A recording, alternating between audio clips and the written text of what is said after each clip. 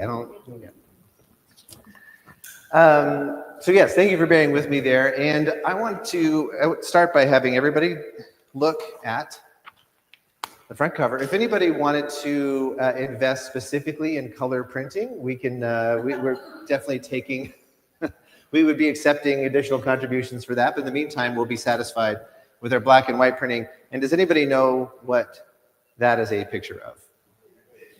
Figs. Figs.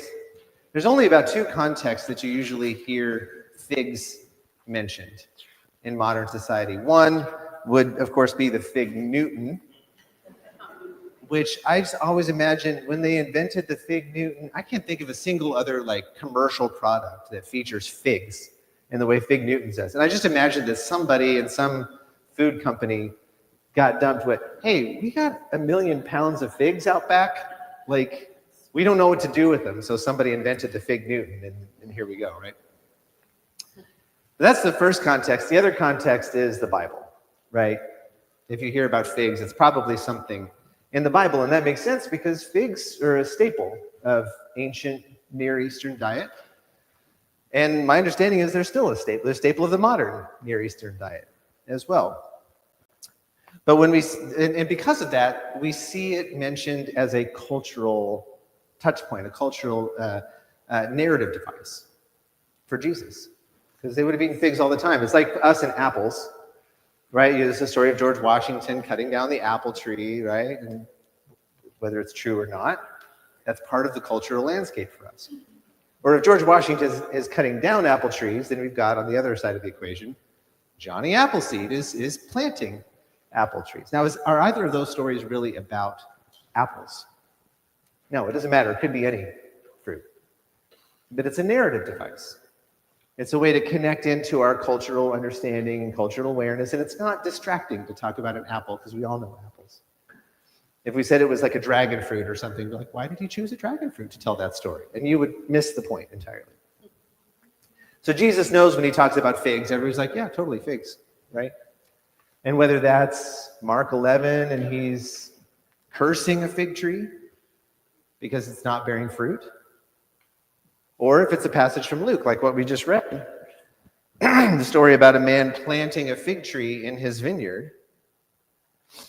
And we see Jesus presenting this as a parable, as a pretty straightforward metaphor. That the tree is a person, or maybe a group of people.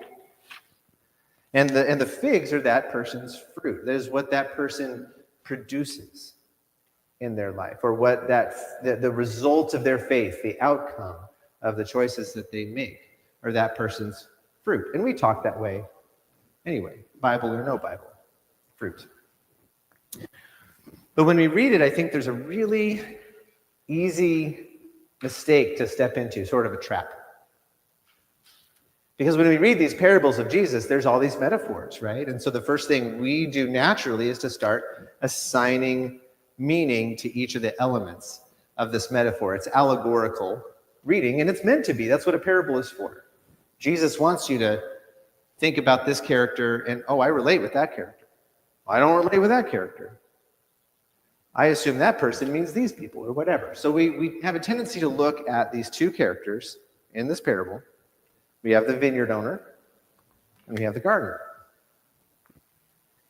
And I think for many Christians, the instinct is to align the vineyard owner with God the Father and the patient gardener with God the Son. So you've got the impatient vineyard owner and the patient gardener. It's like, oh, God the Father is demanding and wants results, right? And then Jesus comes along and is like, hey, why don't we chill for a year? Give me some more time. But like I said, I think that's a mistake. The way I read it, I see this impatient vineyard owner as other people, or the world, or the system, or the market, or maybe even our self-talk that says, I'm not producing enough. I'm not good enough. I'm worthless. I deserve to be cut down. And then I see the patient gardener as God, of God saying, no, no, no, hold up. You're just a work in progress. Give me some more time. Let me cultivate you. And then we'll see what fruit can be produced. A chance to produce some goodness with our life, a chance to produce some fruit, a chance to give a fig, right? Like if you read my newsletter. Give that fig tree a chance to give a fig. So it's all about the patience of God. And we don't always presume this of God. I think a lot of us were taught to see the opposite, to see God as very demanding. And we talked about this in our class at 9:00, that God has these rules, God is commanding, God says, nope, it's my way or the highway. And at the furthest extreme, we see the difference between heaven and hell, between being saved and being lost. Now, we know that God has all the time in the world. God is eternal. So maybe it doesn't make sense why God would be impatient. It's like, what is the rush, God? You literally have all the time in the world. But we were raised to see God as that demanding vineyard owner who's like, come on, step. Let's get on track. And this is especially a problem when we read passages like the one in 1 Corinthians this morning. And we see words like, God was not pleased with most of them, and they were struck down in the wilderness. That's harsh. We don't want to be among those struck down in the wilderness. So that's a problem if that's where you stop. If that's the end of the passage, and you're like, well, I guess I'm screwed.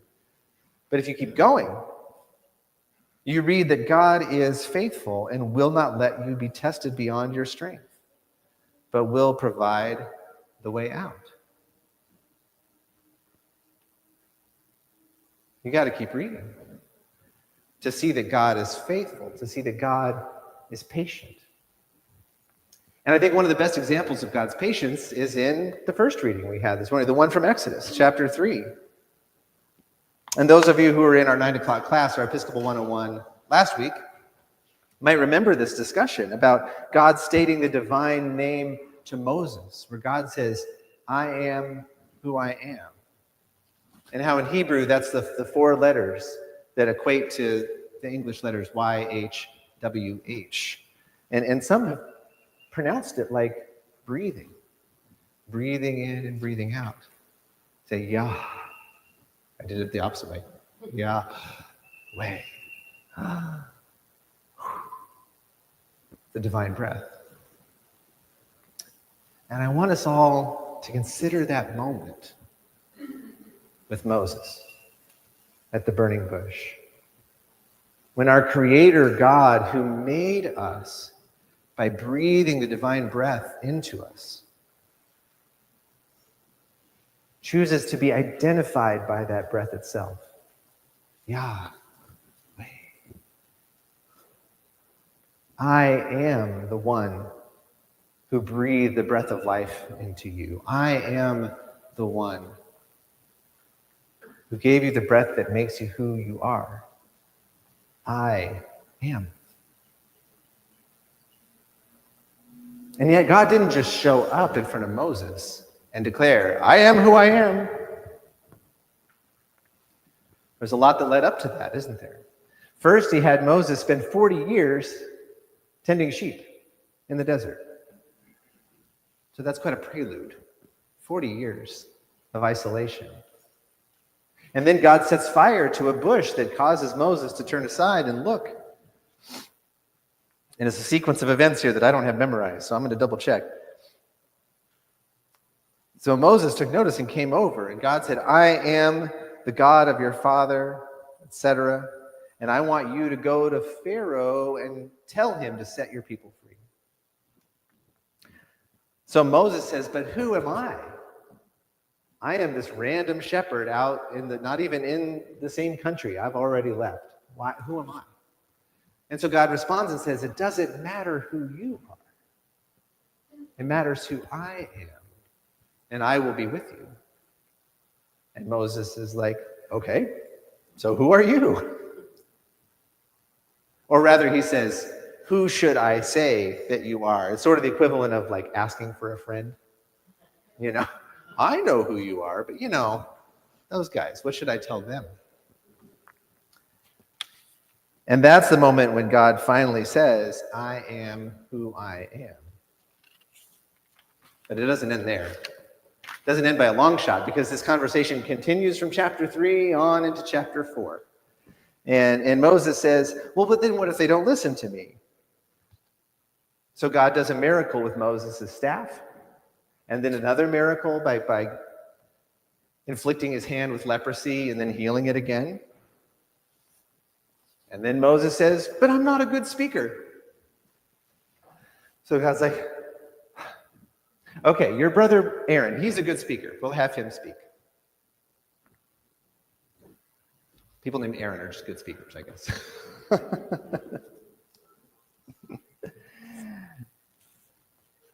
And God is saying, is this conversation still going on? We're well into chapter 4 and we're still talking. Why is this why can't you trust me, right?